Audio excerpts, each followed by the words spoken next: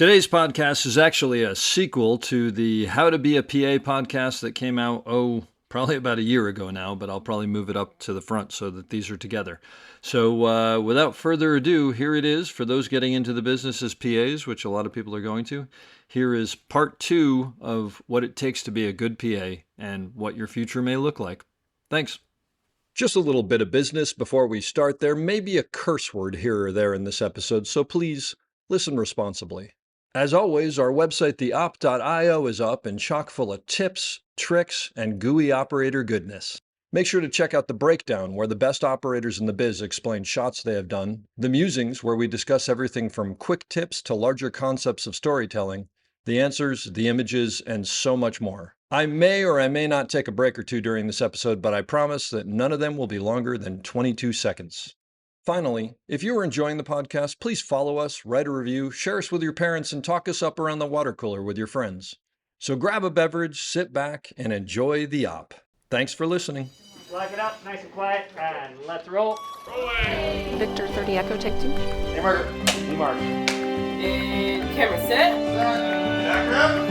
And action. Next up, we have Rochelle Brown, who is a friend and a Steadicam operator. She actually has an amazing podcast that she did for the op. It was one of, I think, the second or third we put out. So highly recommend, after you're done with this, go listen to that one, because she actually talks a lot about being a PA, but also other things. And Rochelle was she graduated from Savannah College of Art and Design.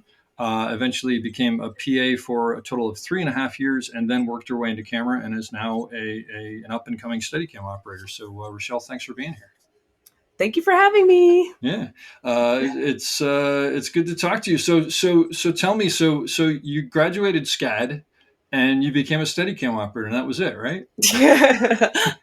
Boy, do I wish.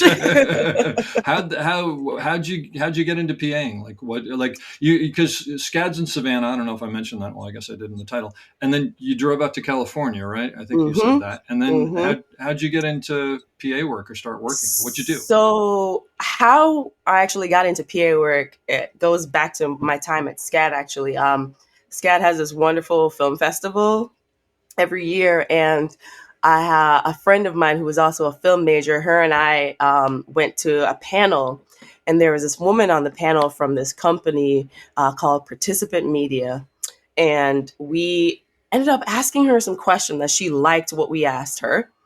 And after the panel, we walked up to her and we're like, hi, blah, blah, blah, asked her some more questions. And she told us about the company, Participant Media, that she worked at actually had internships.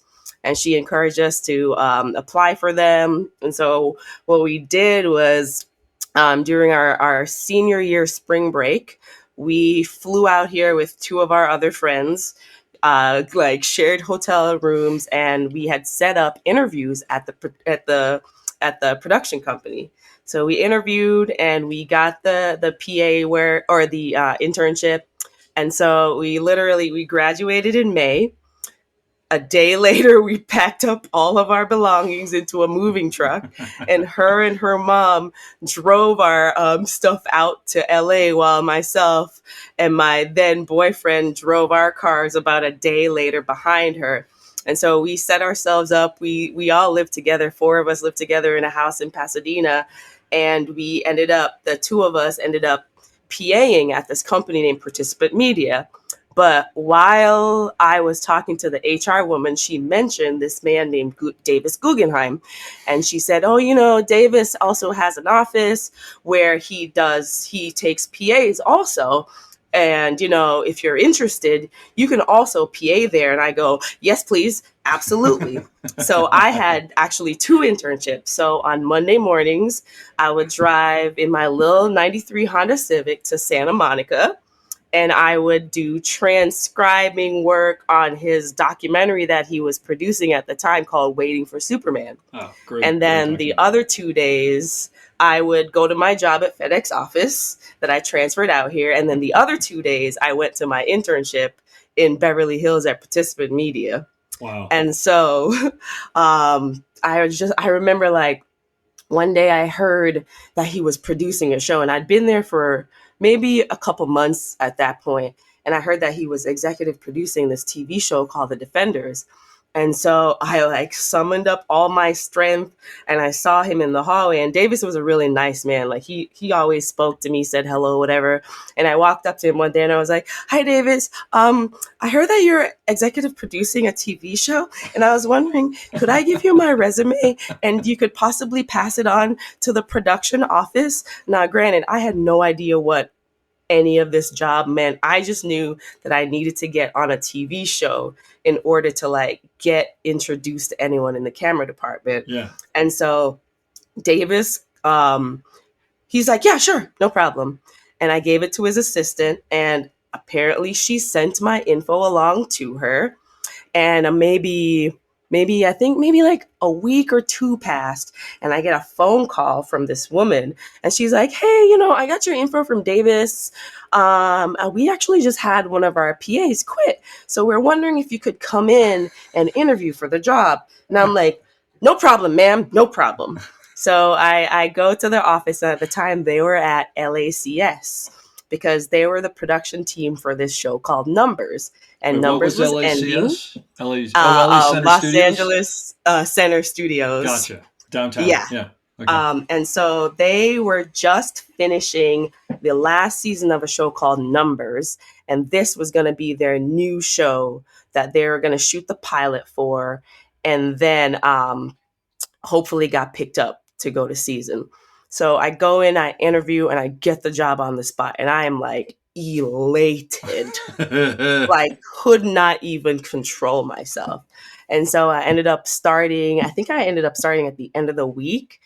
And they kind of like taught me what I needed to do. It was like, "Okay, you'll be making copies." And I'm like, "I got this. I worked at Kinko's for like 4 years in college. I know all this part." But what they taught me also was like the different departments and what everyone else did. And so I did the pilot, and luckily the show got picked up and they kept all of the office PAs. So there were 3 of us. And so when I interviewed for the job, I was really honest, and I was like, "Yeah, like I'm really interested in the camera department." And the production coordinator, she was like, "Okay, no problem. We'll introduce you to the camera team. Like that's great." And so what they would actually do, like once we were in season, and we ended up moving to CBS Radford. And again, that was like my first time on any of those lots. And so I was one of 3 office PAs. And what one of my tasks would be was whenever there was a new distro that came out every week, I got to take it to the camera department. And so I got to meet, like, that's how I met Alan. Because Alan shot I think Alan shot the pilot of that show. Alan Queso? Alan Queso. Yeah. Okay. Yes. And I remember walking into his office, like bringing me his distro. And I was like, because I had like Googled him, of course. Yeah. I was like, "Hi, Alan, my name is Rochelle Brown. I'm interested in being in camera. And I saw that you used to be a Steadicam operator. And that's like what I really want to do, like ultimately." And I'm like nervous and shy. And I just remember him being so kind and just like, "That's great," just like really reassuring words, right? And so like I ended up like I stayed because the show only lasted 1 season, but during that whole time, because everyone in that production office knew I wanted to be in camera and just knew that I wanted to learn, they would teach me anything I asked. And one of the things I asked them just randomly, I was like, "Hey, is there any way that I can see like what it takes to make a TV show? Like, can I see like go on a location scout or something like that?" And they're like, "Yeah, sure, absolutely." So one of those episodes, I got to go location scout. I got to go on a tech scout. I got to be in production meetings. I got to go to a table read. I got to go to set. I got to go to post. I got to see like how the director worked with the editor. So I got to see the entirety of a production. Plus, I would go to the different departments when I had distro, and I would ask them like, "Hey, can I look at one of these location binders?" They're like, "Sure." And I got to see like what location costs were. "Hey, could I see a budget?" The UPM was like, "Sure." And he showed me a budget. So that was probably like, and I didn't realize this until now, but that was why they helped me, because I was just curious about everything. Yeah. Yes, I did want to be in camera, but I also wanted to know how the entirety of this production worked. And Amazing. I honestly feel like that has helped me like navigate in the different positions I've been in because I got to see, oh, okay, costumes, this is what they do. All right, I know how to talk to them and kind of how to communicate with them in their language. Oh, okay, the sound department, oh, the Yeah. office. I now, as a loader, have to go talk to the office. Hey guys, how you guys doing? Like knowing that like they're in the Yeah. office and it's kind of boring in there. Don't bring them your bullshit. Like be happy and jovial That's type thing, great. Oh, that's great. So What? So that's how long did you stay as an office PA before you got on set as a PA? I was only office PA for like a year, Gotcha. and it And was the did you first ever season. get any pushback for, hey, I'm a PA, but what I really want to do is, and what I'm just, you think, but do you think it was just because of how you dealt, like how you suggested it, or Yeah, I never got any pushback, but I also think it was the way in which I carried myself. Like I was never where I wasn't supposed to be. nah? So if I was in a production meeting, I would be in the back, really quiet, just listening. I was Uh never like, "Oh, hey, I got a question here." You know what I mean? I always So don't do knew, that. yeah, like you have to understand when to ask certain questions, and Yeah, you have to also understand kind of where you are on the rung. Like sure. sometimes certain people don't want to talk to you because you're a PA. And you got to be able to read that and be like, all right, maybe I shouldn't speak to this person right now. Yeah. No, Let's that's wait. or even just timing, right? It's like I don't have any Exactly. problem with that you're a PA, but right now I got so many things going on, I just can't deal with it. Yeah, and you listen to that. So Exactly. eventually you made your way to set, and then Yes. you kind of had I think people would say a break, a lucky break, if Yeah. you will. Yeah. And the way I made it to set was Yeah, also, yeah. yeah, interesting because in the bringing distro to camera department, I met the digital utility, this woman named Yuka Kadono. And Yuka and I became friends. And so when the show ended, I was like, oh my God, what am I going to do with my life? I know no one. Kind of started to freak out. So that was like within my Craigslist days of just trying to find anything. And one day Yuka calls me and she's like, hey, Rochelle, so I'm Janusz Kaminski's assistant right now on this movie that he's directing. And I'm like, I know who Janusz is. Amazing. She's like, we need a camera PA. So I'm wondering, I'm like, yes, absolutely. Absolutely. And so I ended up I didn't do that many days. I probably did a total of like 5 days on the movie cuz Janusz was directing and another guy was DPing it. And I came in and one of the second ACs was name was David O'Brien and the focus pro was Mark Spath. And so Obi, he's known as Obi. Obi and I really hit it off. And so Obi started to just teach me things from day one. This is how we do this. This is how we do this, blah, blah, blah. And so I did that for like 5 days. I'm thinking nothing's going to come out of this. I'm back to my Craigslist music video days. And then I get a call I was actually at a Steadicam practice and I get a call from Obi, and he's like, "Hey, girl, so this camera assistant is gonna call you. Her name is Julie Helton. She's looking for a PA for a movie she's working on, and I told her that you would be great for this job." And I'm like, "Okay, I appreciate you, Obi." Now, at the same time this happened, because I used to scour Facebook for jobs, and I had seen someone post that they wanted a PA. And so I applied to her and I didn't know it was the same person. Oh wow. So she calls me and she's like, can you come into Panavision, Woodland Hills? We're just up here prepping and we just want you came highly recommended from David O'Brien. So I want to interview you. And I show up and it's for Django Unchained. And I swear to you, I nearly died because Quentin Tarantino was the reason I went to film school. And so I'm like, okay, cool. She interviews me and it was her and the loader. And I think Gregor was like doing camera test or something. But she interviewed me, and it was I honestly don't even remember the interview, to be honest with you, because I was just like, just ace this, Rochelle, just ace this. And at the end of the interview, I remember her saying, she looks at Gary and she goes, well, I feel good. I feel really good about you. You want to stay and continue to help us prep because you got the job. And it was like explosions all around me. I'm like freaking out in my brain and like trying to keep cool in front of her, but I'm like, oh my God, I can die right now. Just right now, I can die. Because I just landed a job on Django Unchained with my favorite director, Quentin Tarantino, with Bob Richardson. And so like literally got hired that day. And my first day on set was the scene in the movie where the KKK members are cresting the hill, the hillside on the horses and coming down and shouting at Django and Christoph Waltz's character. And it was like my first night shoot, and I just remember thinking, "Oh my God, how did I end up here?" and and so like I did the LA portion of Django.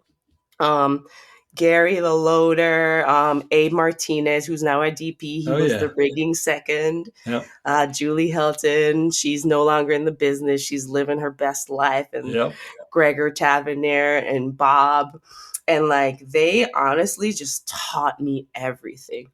Gregor taught me about lenses because there were like 28 different lenses on that show. And so it's like I had to know which ones were which, because if Julie called for one, I had to bring her the right case.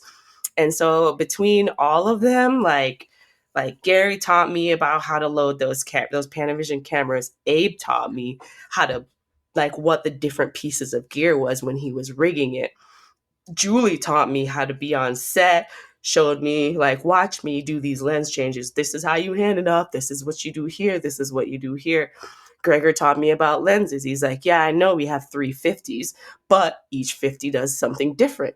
And based on what I know Bob wants, I'll call for a different 50. And Bob was just like, he reminded me of my dad a lot. So I knew immediately how to deal with him. And so like Bob is still like one of my mentors to this day, but I would find a quiet moment and be like, hi, Bob. I have a question for you. Why did you put that filter in for that scene? And he'd be like, he'd look at me and go, well, I did it because this reason. Yeah. And then I would fade into the background. But let me stop you for a sec, because you said something there that I think I think is important. Is you found a quiet moment. And I think that the fact that you stated that you did that, but also how you said it and whatever, I think that's probably why these people all wanted to work with you and keep you around, is because you clearly understand there's a time to be asking questions, and there's a time to keep your head down and just do what you're doing. And there's probably a time to sit and do nothing and just wait until someone needs you, right? Like that's from a person getting on set, that's like, and I suspect, knowing you, that's probably a big part of why that, and your personality is why you succeeded at this, where a lot of people wouldn't have. Because I mean, I've been on shows where you have a couple of PAs or trainees or whatever, and very quickly you sort of go, okay, that's the go-to person. And this person is a little tougher and I'm going to have to work with more. So therefore I'm going to the go-to person even more, because I want my job to be easier, even though I want to help people. I mean, do you think that am I accurate in that? Very accurate in that. Yeah. Very, very accurate in that. Because honestly, I know that's what kept me around. Because after we did Django, Bob did, like, he shot the AFI thesis film for his wife at the time. And he's really good friends with this wonderful man named Eric Joyner. And he has this production company that they do commercials. And so they were using like Eric's equipment with the assistants that they work with in the commercial world. And it was like 2 to 3 day job. And at the end of it, one of the assistants was like, hey, we got a commercial coming up with Bob. You want to do it? Because you seem to know how to keep him happy and you know his gear. And I got to tell you, that kept me employed for about 1.5 years. Nice. I worked on all of Bob's commercials as his must-hire PA. And it was great because they would hire different assistants. So I got to meet a lot of different focus pullers. Like that's how I met Bob Hall. And Bob Hmm. Hall was like honestly really instrumental in hiring me in those early days because he met me there. But like, yeah, I would bring Bob his coffee every morning. I knew exactly how to make it. He would arrive to set. I'd bring him his coffee, his light meters. I'd take his backpack, and I would leave. Yeah. And then when he would call me on, I also ran his comm system that he has. So Hmm. it was like, here you go, comms. There you go. Here's your coffee, backpack. Amazing. And I'd be gone. And I'd come back when he needed me. Well, And and then, what it sounds like with all these things is like, oh, when Rochelle's here, like things just kind of happen and get taken care of, and my job's easier. And then of course they probably want to then go, yeah, and let me show you about this when I have a minute because they want to help you, they mhm. want you to succeed. So Yeah, that's that's exactly what they fantastic. did. They taught me, I learned so much about loading, seconding, focus pulling from being a PA because But those all as were, a PA, all as a PA yeah, all because as a PA yeah, because those were the times that I could absorb the most because I wasn't doing each of those yep, jobs. yeah. Wasn't there some great story about you like cleaning a pop-up tent or something like that? Could Yep. you just share that? Because I think that perfectly illustrates what we're talking about here. Oh yeah. Oh yeah. It was my first season on Brooklyn Nine-Nine, and I was a utility, and the A first AC was like, oh man, like a few days before, she's like, oh man, this pop-up tent that we use for Village is really dirty. We need to clean this. When we get back to stage, let's work on cleaning this. And I was like, oh my God, I don't want to clean this tent. I really don't want to clean this tent. Okay. All right, fine. And so that day I knew because we had gone back to the stage, and that day I knew I was going to clean it. So I had this like Bluetooth speaker. So I brought it to work with me that day, and I had set everything up inside. I knew they were fine. I pulled the pop up out. I put my music in the center of it, got my cleaning supplies, and I was just like dancing as I was like cleaning this pop up, right? And I'm not thinking anybody sees this. And I'm Yeah. wearing my walkie and I'm dancing and I'm grooving. And all of a sudden I hear over walkie, hey guys, I just want y'all to know that Rochelle is outside dancing and cleaning a pop up tent. And I gotta let y'all know she is better than I am because I would not be having fun cleaning a pop up tent. I love that And story. That that is the illustrates moment that I exactly what you're talking realized. about. Yeah. Yeah, I was Yep. like, oh, I get it. okay. Your attitude matters Yeah. in everything you do. And so, 100%. yeah. That's Mhm. amazing. That's amazing. Well, like, look, like I said, anybody who wants to hear more of this, and there's a lot more, and it's great, should listen to your podcast on the op because it was fantastic. But do you want to close with just you have any specific suggestions that you haven't already made to anyone coming out of film school or starting as a PA on how to succeed and maybe how to follow their dreams of wherever they want to go? Yeah, I think the advice that I would give people is just because it's not the job that you want to do does not mean you should not put all of your effort into doing it. Because when someone sees you killing it in a job that they know you do not like, they're way more likely to hire you for the job that you do want because they see your dedication. All right, so that was great talking to Rochelle Brown about her experience as a PA, and now to sort of finish off the second part of this "How to Be a Good PA" podcast, I have asked an AD team from here. I'm presently in Atlanta with some people that I've worked with before. So first AD Chris Kringle, key second AD Sarah Gorchik, and second AD Jackson Lips. They all work together, and they're just going to have a little conversation about what they expect from their PAs and whatnot, and all that. So thanks for taking the time to be here, folks. I appreciate it. You guys doing all right? Yeah. Oh, doing great. Happy to be Doing here. good. Very Yeah. excited. Okay, Yes, so we are. so first, maybe Chris, and then Sarah, and then Jackson. Can you just quickly tell the two people who are listening to this, like what your roles in the AD team are. So Chris, you first as the first AD. Okay. Yeah, I'm known as the first AD, and basically my job is to take a script and break it down for all of the elements that exist in the script, whether it's cast, extras, animals, stunts, visual effects, special effects, props, costumes, basically anything that is required to make the show. I put that into a schedule, and I scheduled the show based on the director's vision primarily, secondarily, actor availability, and then finally, with respect to the five unions that govern our filmmaking. I adhere to those rules because we have very specific rules of when we can come to work and go home, and I put a schedule up. And then my job and my team's job is to help maintain that schedule via logistics, getting people to work, telling them when they can go home, and then basically setting the pace of the day and communicating with the different department heads so that they can be ready with the things that they need at the appropriate time. But and when we're filming, I mean, you're sort of running the floor and making sure everything's moving. And I'm guessing, unbeknownst to me, swatting things that are coming at you at 100 miles an hour from all over the place. Absolutely. Like the AD is always going to be a couple of shots ahead. We're going to be a scene ahead.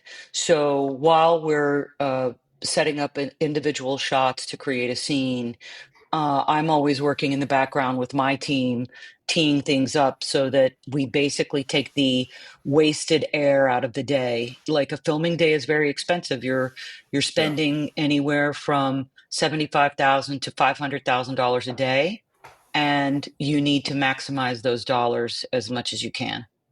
Cool. Okay, so Sarah, what's tell me about your job. I would say the most overarching thing on a day-to-day basis for the key second AD is the call sheet. So the call Okay. sheet is, there's one made for every single day that we're shooting. It has all the scenes we're going to do, the actors that are going to be in it, what time they need to be there, when they need to get ready, all the background, what time they need to be there, and all the crew and what time they need to be there. So, kind of all encompassing all those things that Chris just talked about, just like on a daily basis. All the minute details that go into that. So you're generally not on the shooting set except for coming and going and figuring things out and communication. Pretty much, right? yeah. It's a lot of in the AD trailer making phone calls and Gotcha. reading emails and all that fun stuff. All right. I would say if I was the today girl, Sarah would be the tomorrow girl, tomorrow lady. I like that. That's great. She's working on tomorrow and I'm on today, so. That's very succinct. And then Jackson, second, tell me about your job. Well, just to piggyback off of what Chris said, I am Chris's, the first AD's right-hand person on set, as Sarah's usually in base camp. She's the AD worrying about tomorrow, and I'm the AD helping Chris worry about today and helping keep the train on the tracks, managing the PAs, making sure we got the background in order, making sure the background's ready and we have what we need when we need it. Just Chris's support system, the first AD. Okay. And missing from this equation, there's also a second AD as well, yes? That's Sarah. Sarah, so the key second is the second. Okay. Yeah. And then I'm the second AD. Why can't they just the one call that's it on third? set? Whereas like Wouldn't if you were in if you were in Canada or the UK or something, it would be referred to as the third AD, but we don't. Yeah, do and that, they also use in the metric, States. which makes a lot more sense. Which Yeah. is just like, come on, people, get with it. Okay, all right. So that makes sense to me. So I would guess then, am I correct then that Jackson, you're probably the person who's working most closely with PAs, even though everybody does a little bit. Are you? Or is Correct. that- I mean, we all talk, and we're all on a group chat or something, working very closely together. But on set, yes, I'm usually the liaison between Chris and the PAs and so forth. So if a new PA comes in, because this is really about being being a top-notch PA, what do you expect from them? Showing up, being ready to work with a good attitude, and And that's really all it takes, and everything else comes in time with experience and just the willingness to be ready to work and having that good work ethic, because this isn't a job that's for everybody. It's a tough job. And we're at it 12 to 14 hours a day regularly, 5 days a week, sometimes six, depending, if the situation calls for it. And it's just the willingness is really what you need more than anything. What And about, and are there things that they should know ahead of time? I mean, like if well, I will say non-objectively or objectively, maybe. I don't know what it is, but someone should listen to the first part of this podcast, which I'll probably re-release with this because those guys gave some great information. But what do you think of people? What, like, if you've never done it before and you're showing up on set, what are things that you should know? I think take your time the night before and really thoroughly read the call sheet. If you have any questions, reach out to Sarah, the key second AD, or myself if you have any and all questions. Be aware of what the weather's going to be like. It's all going to be on the call sheet. If we're interior, exterior, you should know, have a good understanding of the day before it happens. And if you're on a show where you get emailed the sides the night before, make sure you read the sides. I usually I just want to know everything that's going to happen before it's happening. I know it's hard to do, but reading the sides, the portion of the script that we're shooting that day is very important in knowing what we're going to do and how we're going to do it. And just being in communication with your team, showing up, finding the key set PA, or if you don't know where you're going to go, just report to the AD trailer, find a radio, talk to me, the second AD. I'm usually there pretty early. Sarah's probably already been there for an hour, 2 hours already. Whoa. Or the Oh, key set jeez. PA, and we'll get you going. And the key set PA or myself will try to give you a thorough understanding of how to use the radio. Hopefully, if you talk to me the day before, usually we have a group chain that we all talk on. And if it's something special we're doing the next day, whether it's going to be a bunch of weather happening, and I want to make sure everyone's has the proper gear to do that. So if it's raining, make sure you have some rain gear, Mhm. boots, be ready to be away from your house, apartment, your comfort zone for 12 to 14 hours. So have a backpack full of things that you think you may or may not need. The thing about this industry is, like I said, we don't have an inbox. We don't get to come back and do a do-over. We don't leave things off for the next day. So whatever's on that call sheet is what we are accomplishing that day. And it's critical that we get it because more often than not, we are not coming back to that set, that location, Mhm. that place. That actor is not going to be available the next day. So timing is everything. And the thing that you learn in this industry is how to be a team player. And that's really sort of the crux of it, which is why Jackson is saying be engaged, be ready, listen on the radio. And a lot of the judgments of how producers see good PAs, or even how I look for PAs, is I want to know that you know what's happening all the time. Like the process of making a movie is the same thing over and over again. We're going to set up a scene, we're going to block the scene, we're going to shoot the scene one shot at a time. And we're going to do that over and over and over again. And the reason that the film industry can succeed all over the world is basically the process is exactly the same everywhere. So you as a crew member can go to basically any country, barring a language barrier, right? Pick up a call sheet and be able to plug in. That's what makes us unique in terms of a business, right? And what makes a great PA is knowing what's happening at any given moment. You can be standing in a lockup and be completely not engaged and on your phone. Some producer will come up and ask you, "What are we doing right now?" And you go, "I don't know." But right, and the good ones are going to say, "Yeah, we're on the second setup of blah blah blah scene, and we're just turned around." And because all that information is coming on the radio all the time. Yep. And I think that's what makes a PA really stand out. And also, I also look for PAs that look for things to do when they've completed a task. They go to their superior, whether it's Jackson or it's Sarah in base camp, and they're like, "I'm done what you asked me to do. What can I do now?" Right?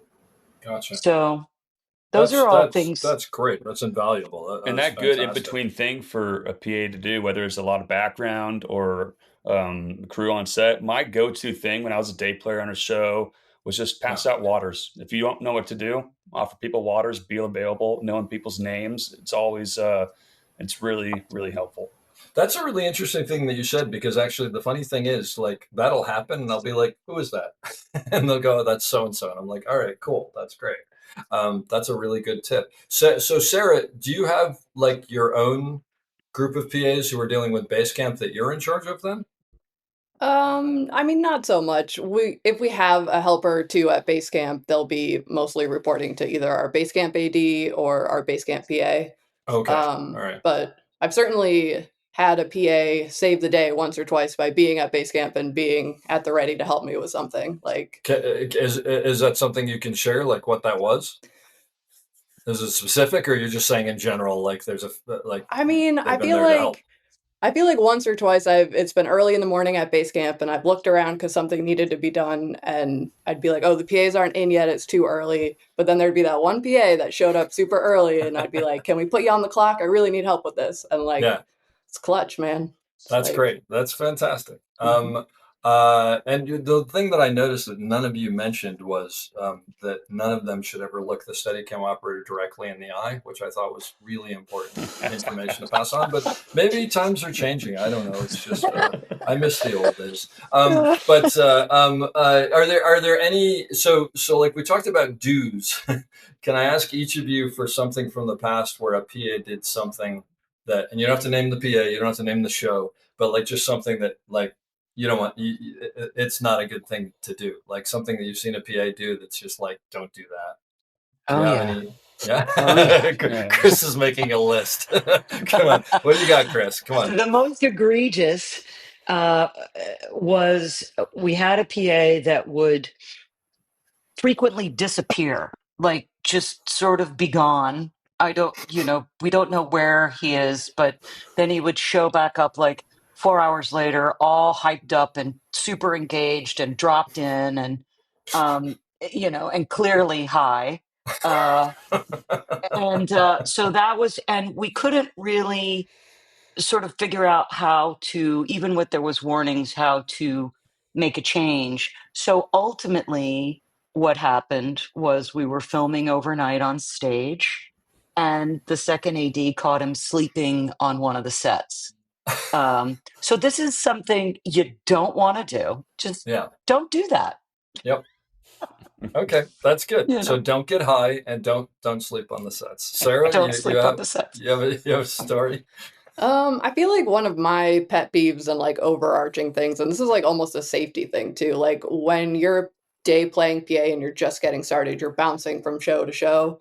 And what some PAs do is they book every show that comes. So they'll book Wednesday on one show and Thursday on another show, but then they don't ask about the hours. So I've had PAs on set on an overnight that are like, it's like 4 a.m. and they're like, yeah, when we wrap, I'm going to this other show. And it's like, please don't do that. Like, I know everybody's like wants to hustle and, get on as many shows as possible, but that's like one pet peeve. Because I've also had to like let PAs go early from a day working with me so that they could get home and get some sleep before their next day. And then it's like, then that's not a good look for you to me. Like, so then I remember that. Well, and not to mention, if you're on the receiving end of the second day, you're not getting someone who's firing on all pistons, and at best is not doing a good job, but at worst is unsafe and driving and all that stuff. So that's actually a really good note. Jackson? A pet peeve of mine is when we're rolling and you can hear people chattering on the other side of a wall of somewhere where a PA is locking up or should be locking up, and you go over right when you hear a cut to see that it's someone on your team being more or less loud or chatty. Whereas, as the AD department, we're the problem solving department. We're the solution. We need to be, between rolling and cut, focused. I mean, focus the whole day to the best of our ability, but I just don't like when people are chatting. This is also, I think this goes for everybody. It's kind of filmmaking 101. When we're rolling, just everyone please be quiet. It's a respect thing, and it's just it's not always happening, but we do our best. We don't like shushing crew members. We never do. but sometimes we have to, and it's a pet peeve when someone from our team is causing the noise. So let me But ask you a question on yeah. that note, because you've got a PA who's I don't I mean I'm going to say this just because, but they're sort of towards the bottom rung of the ladder as far as their power. Let's put it that way. And they may have to go up to anybody, a producer, a DP, whatever, and ask them to be quiet. Like how, because that's a weird power dynamic, right? And I'm sure that if you're Hmm. new, that's a tough thing to do. So how is there a better way to do that? Like how do you do that? I think producer, you go up to them and softly tell them, "Hey, we're rolling," and a good producer will respect you for it. Yeah, A DP, probably the same approach, but they're usually in their in the DP tent in the doing their tent. thing, Yeah, and they know what's going on. But I'd say the producers, yeah, tell them to be quiet. I've had producers thank me for it because they usually, don't know what's going on.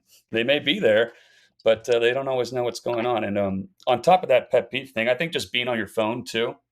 I wanted to mention is a yeah, sign of not being very engaged when you have everyone taking pictures all the time of everything that's going on. Because sometimes you're working with the biggest movie stars in Hollywood and people are taking videos. And I don't like seeing our team members um, doing that. There's a time and place for it. And especially if you have rapport with people like that, it's one thing, but that's just something I didn't mention before. But yeah, I think doesn't matter who it no, is, that's great. at least let them know that we're rolling and be polite about it. Always approach people with the utmost politeness. And if they brush you off, they brush you off. We all we do is inform. That's all we can do. And if they don't want to listen, they don't listen. That's great, Chris.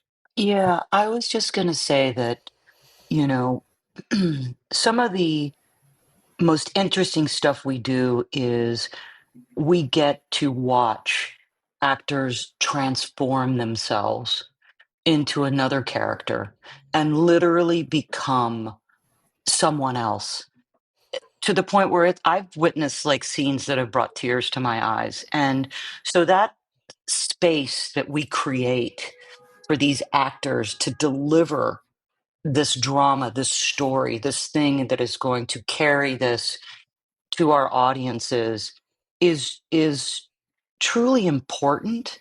And it's easy to sort of, when you're in a big crew, to forget about that's the central focus of what we're doing versus all the other little things that we do to get to rolling is that sacred space that will allow that miraculous magic to come to life.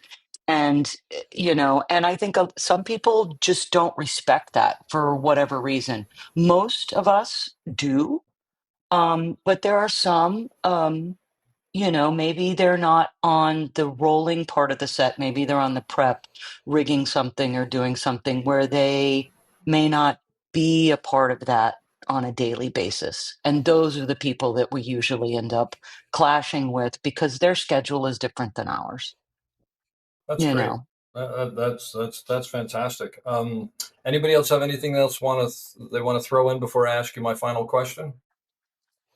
Um, Even when it's MOS, when we're MOS and sound is not rolling, I think a lot of people start rapping out or what have you. And it's important to remember that performances, there may not be sound, but performances are still being had, and that respect factor is still in place. I like that. Yeah, and I have one more thing to add. Like for people that are just starting out, like being a PA is the great starting place for wherever you want to go. You may have designs to be in the camera department, the sound department, the prop department, but you're going to learn the patterns, the systems, the rhythm. You'll understand how it all goes together so that when you do get an opportunity to go to those other departments, your experience as a PA is not lost at all.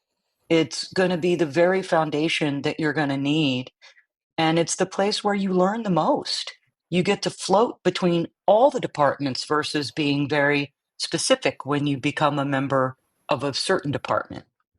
And if I'm a new PA and I want to eventually be in camera, do I tell you guys that? Do I go, hey, I'd love to be in camera if you could put me there? Yeah, Yes, the yeah, first AD a lot of times can really help with that. No, I'm all for that. I want to know. I always want to know if people want to join other departments because I want to help you get there, and I've helped some people get there. But they're also what we're doing for the day is still uh, whatever's happening in front of the camera is usually the most important thing happening, and shouldn't be treated as such. And if you want to be in camera, go by all means. Talk to the camera department. You want to be in props? Be in props. But That's great. we still have to do our jobs at the end of the day. But being a PA is a Yep. great way to take it all in and to feel out what you want to do. What are some of the things that, like, as a crew member, as a cameraman, you find? Uh, well, there's two sides of this coin. What's annoying, and what's something that's spectacular for you as a crew member when a PA interacts with you? That's a good question. This is my podcast. You're not allowed to ask me questions.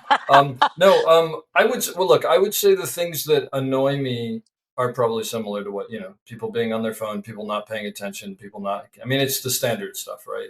But I will say one thing, which I think is worth mentioning, and I'm sure this works for you as well.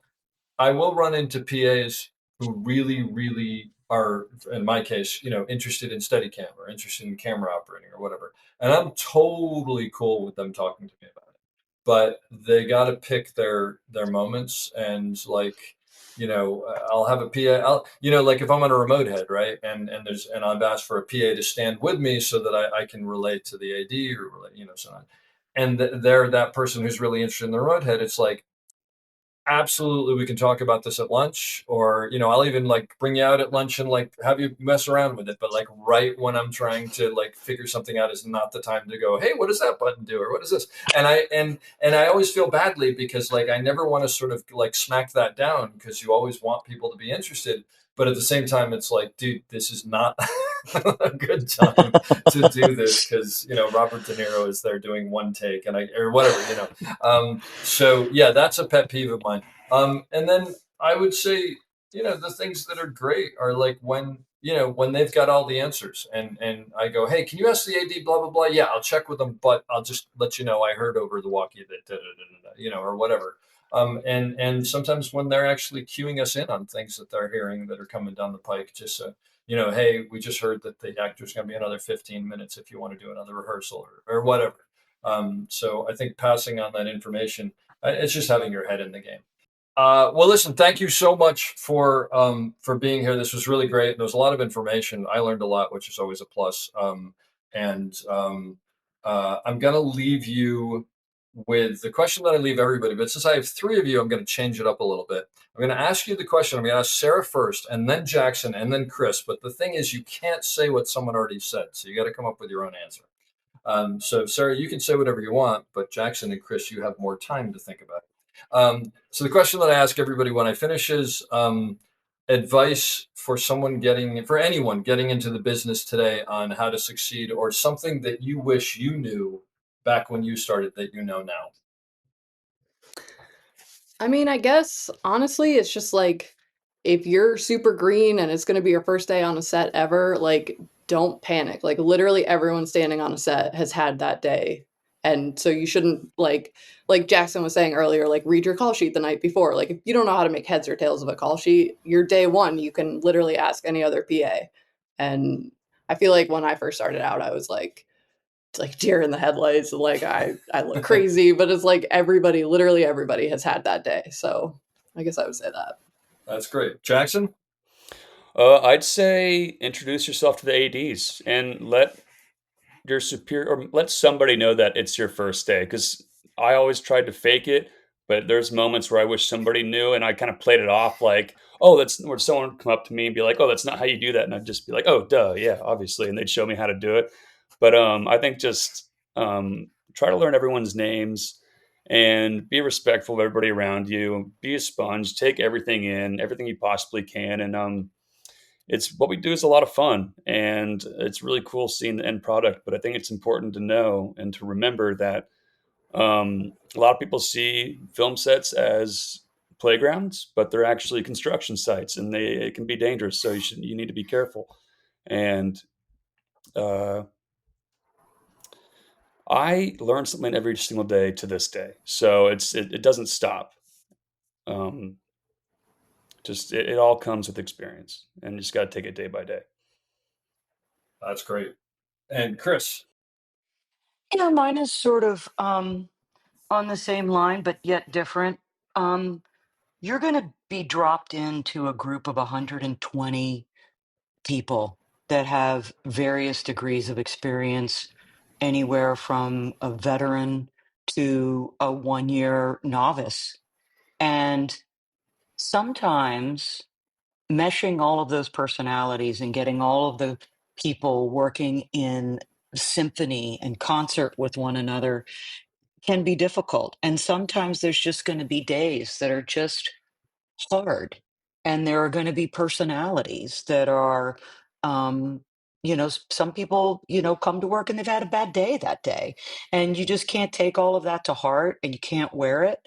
You have to go home at the end of the day and review uh, what happened and think about where you could do that better and know that you're if you stick in this long enough, you are going to make a large group of friends and acquaintances and workmates, and you are going to run into people that maybe you didn't have a great time with. And so it's really important to make sure that you end on a good note. Do you know what I mean? You keep your energy and your attitude to the very end. Because if you think, well, I'll never see that person again, so it doesn't really matter, that's not true. You'll run into those people again. So it's really important to stay professional all the way through. And if you don't know the answer to something, it's okay. It's okay to say, let me get the answer versus trying to fake your way through it, because teamwork is everything. I hope you enjoyed that as much as I did. We'll be back soon with another great episode. Don't forget to check us out on theop.io for all sorts of information on operating and storytelling. So thanks for listening and have a great day.